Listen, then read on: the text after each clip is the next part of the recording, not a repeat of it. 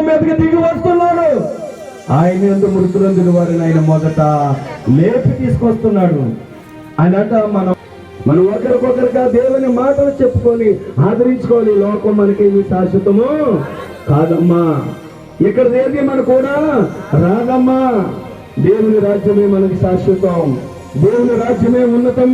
మన నాన్నగారు ఎక్కడున్నారో, మన తండ్రి గారు ఎక్కడున్నారో, ఒక కాలమున ఆయన వచ్చినప్పుడు తండ్రి గారిని మనం చూస్తాము. మనం సజీవులుగా ఉంటే, లేదా మనల్ని అక్కడికి తీసుకుని వెళ్తాడు ఆయన అని మన మధ్యలను గాయపరచకూడదండి. మనం చాతనైతే ఓదార్పు కలిగిన మాటలు, ఆదరణ కలిగిన మాటలు మనమంతా ఒకరికొకరు చెప్పుకొరట ఆదరించుకోవాలా. చూడండి, ఆదికాండము 50వ అధ్యాయము.